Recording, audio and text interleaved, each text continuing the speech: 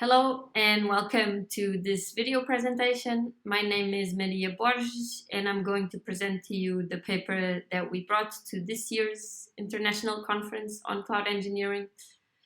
The work has the title FaaSter Troubleshooting, Evaluating Distributed Tracing Approaches for Serverless Applications. The work was done together with my colleagues Sebastian Werner and Ahmed Kilic at the Information Systems Engineering Group at TU Berlin. So let's dive right in. Serverless computing and fast platforms are essentially a second generation of cloud computing services. They improve on the first generation by enabling workload-driven, elastic utilization of resources. In FaaS, developers build function compositions by uploading only the function code and then specifying triggering events. Functions are then provisioned and run on demand by the cloud provider, which avoids the need for developers to manage their own servers. In essence, these platforms promise faster deployment due to their fully managed nature.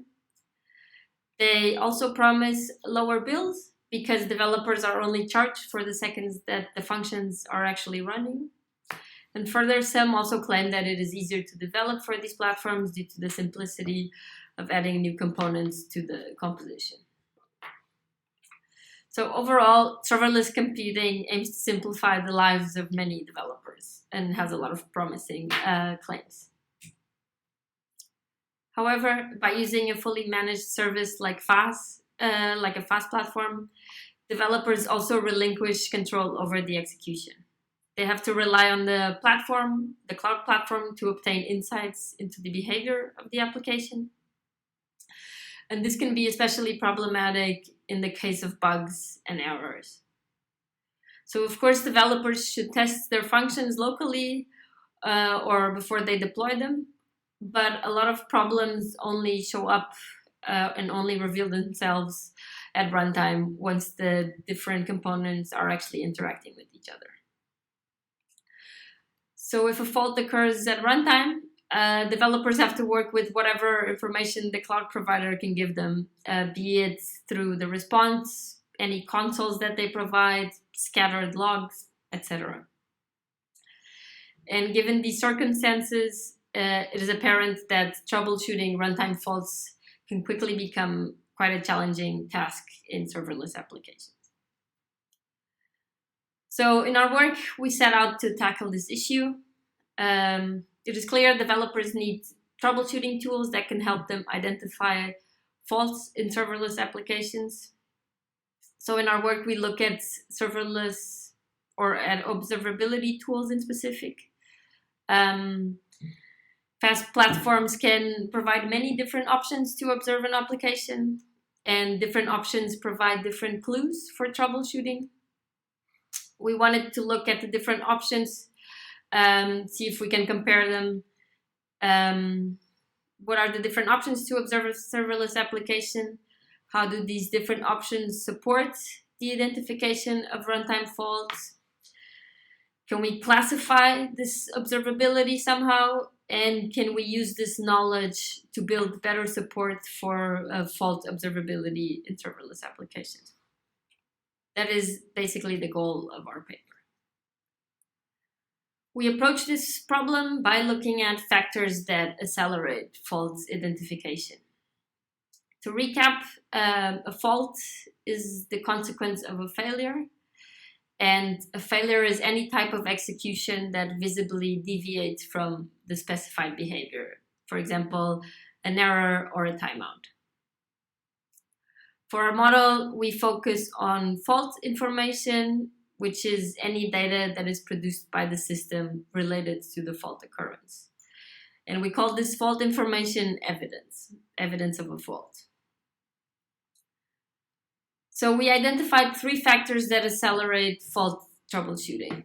One is evidence visibility, the other one is evidence ambiguity, and the last one is evidence inconsistency. So let me explain what we mean by these terms. Evidence visibility describes the fact that evidence of a fault may become visible in different points during an application lifecycle. Notably, the evidence of a fault may be visible in the response to a request at runtime, visible in a log file after execution, or only visible when the execution path of a request is analyzed through tracing. Depending on the visibility, detection strategies can become more complex and time-consuming for a developer. Second, we characterize evidence ambiguity, which stems from the fact that the same evidence may be generated as an indication of more than one fault. Intuitively, faults that produce unambiguous evidence are easier to troubleshoot. The error message or the log message points exactly to one possible fault. However, evidence can also be ambiguous. So when the same evidence is generated as an indication of more than one fault. This is especially the case with timeouts, which can occur for many different reasons. Lastly, we have the evidence inconsistency. Inconsistency occurs when the event of a fault is misrepresented or obfuscated by part of a system. So you might have one part of the system that is reporting an error, while the other part of the system thinks that everything is in order and is reporting no errors. So when this occurs, this can lead developers on the wrong path. However, when a fault is accurately reported and not obscured by upstream services, we call that consistent evidence. So our goal, in summary, is to reduce ambiguities, because ambiguous evidence requires developers to keep digging until they find other evidence that points to the exact fault. And also we want to prevent inconsistencies, because inconsistent evidence can lead developers on the wrong path or may lead them to think everything is all right when it is actually not. So that was our model, quite theoretical still. We're going to look at it through an example, see how the model works in practice. Here we have an example serverless application. It's a very simple e-commerce scenario. And in this serverless composition, the client calls the shop backend to add a new product to the store. The API gateway routes the request to the appropriate function. And once this function is finished executing, it calls another two functions. One to update the product catalog and add metadata to the database, and another asynchronous call to a function that uploads the product image to object storage. Also keep in mind that these are the execution steps that the developer can see. Meanwhile, there's other execution steps within the cloud platform, for example, network validation, resource allocation, startup, etc. So if nothing goes wrong, a call to this serverless application will traverse every component in the composition, persist the data in both storage services, and return a successful response. However, as we all know, faults are unavoidable, so it is inevitable that something will eventually go wrong and that a fault will occur. Let's look at some runtime faults that can occur, and we will use this to apply our model. On the right, we have our function composition again. And then we have our fault scenarios. So the first fault scenario describes a very simple case. The function is called but fails due to a developer bug. For the second scenario, we have the case where a function calls a third-party service, for example, a database third-party service, but times out before receiving a response.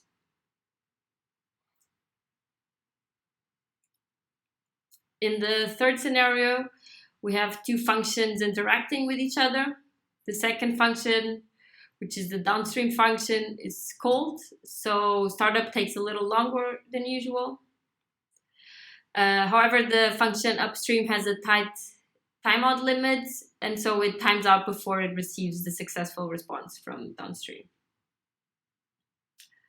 And in our last scenario, we look at asynchronous interactions.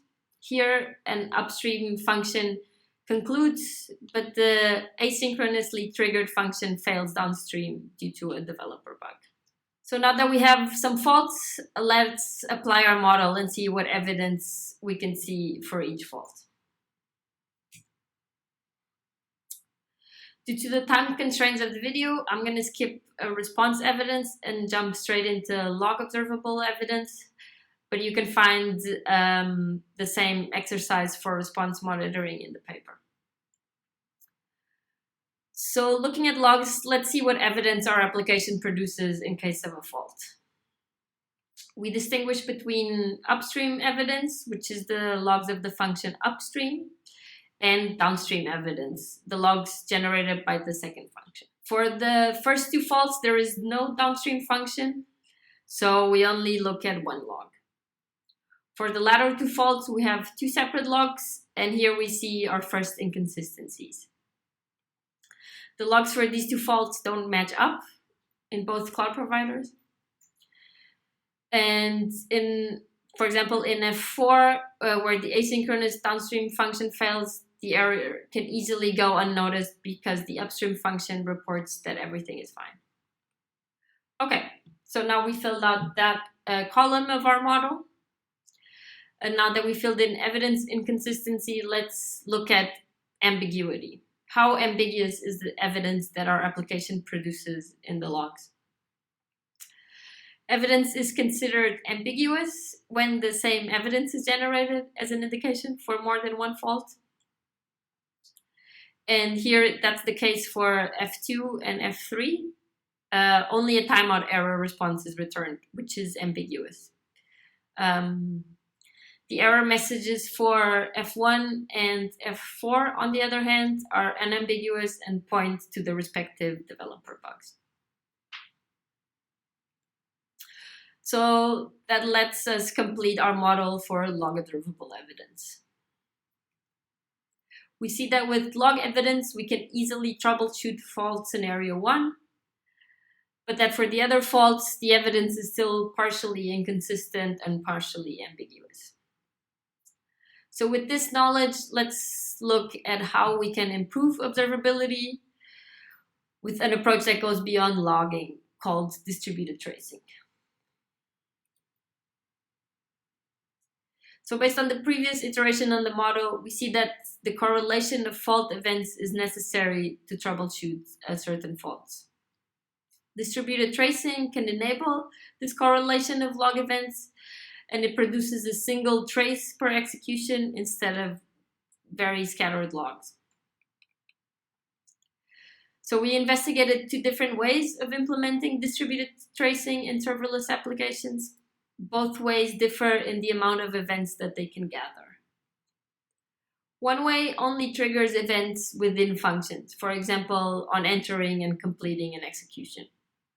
We call this way the developer-driven tracing because the developer can add it to the application without support from the platform. The other way can trace events within functions, but also has insights about the other execution steps that the platform hides from the developer. We call this way the platform-supported tracing because only if the platform supports it and instruments the different steps of the execution can developers have access to this information. So in the work that we presented in the paper, we implemented both approaches to the open source platform OpenWhisk, which didn't support distributed tracing at the time that we did our work. We used the model presented before to compare the observability benefits of the two approaches. So basically trying to answer if developer tracing is enough or if we need a platform-supported tracing for certain scenarios. So these were the questions that we were aiming to answer with the model. Further, we also did a preliminary cost analysis of both approaches to see the trade-offs of adopting distributed tracing in general. So yeah, let's dive into the results. First, the model. For the evaluation of observability, we're going to reuse the faults that we presented before. And we also compared the two approaches that we implemented in OpenWhisk with the tool of Amazon Web Services, which is called X-Ray. And so yeah, this is our results. Starting with F1, the simple case of a developer bug, we see that distributed tracing with all approaches makes this type of fault visible, but this was already the case with log observability, so we didn't gain much by adding tracing for this fault scenario. F2 is the scenario of an unresponsive or lagging third-party API. Here we determined that the evidence generated by AWS X-Ray is able to show the lagging third-party requests and therefore provide unambiguous evidence. AWS provides SDKs that automatically instrument downstream calls, which includes API calls. Both OpenWhisk approaches can also provide unambiguous evidence as long as the code is instrumented properly by the developer. F4 shows that distributed tracing can clear up evidence inconsistencies for async functions in all three approaches. When a fault occurs in the asynchronous function, the span will be tagged as such, and a look at the entire trace of the execution path will reveal the fault in both platform-supported tracing and developer-driven tracing. This is because the fault happens inside of the function logic. And lastly, we have the interesting case of F3. Recall that this is the fault that originates because of a cold start downstream. The upstream function times out because the downstream function took an unusual amount of time to complete. And this fault is especially tricky to catch because it only occurs sometimes when the downstream function is cold. In order to provide unambiguous evidence here, traces have to show not only the dependency between the two functions, but also explain the variance in latency that sometimes leads to a timeout.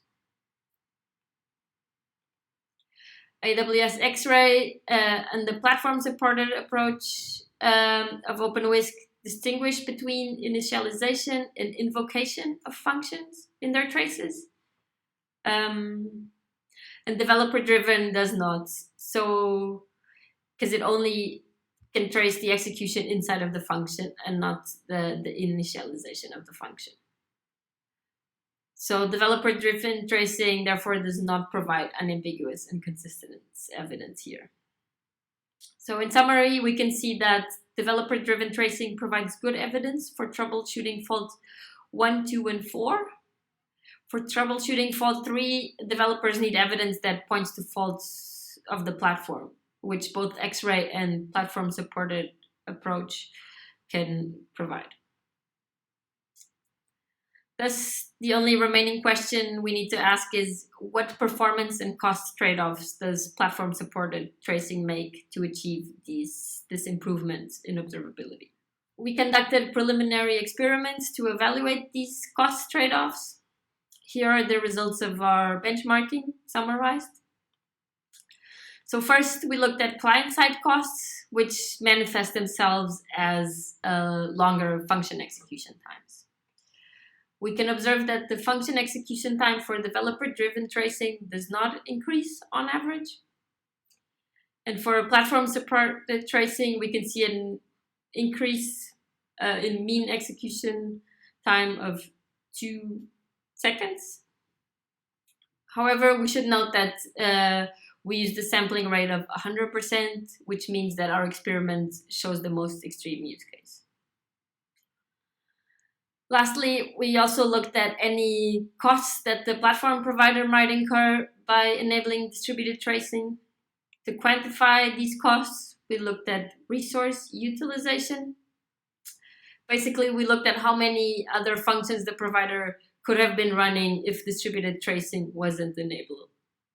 So here, the results again show that the overhead of distributed tracing is rather negligible. And the explanation for the other results, for example, maximum, can be found in the paper.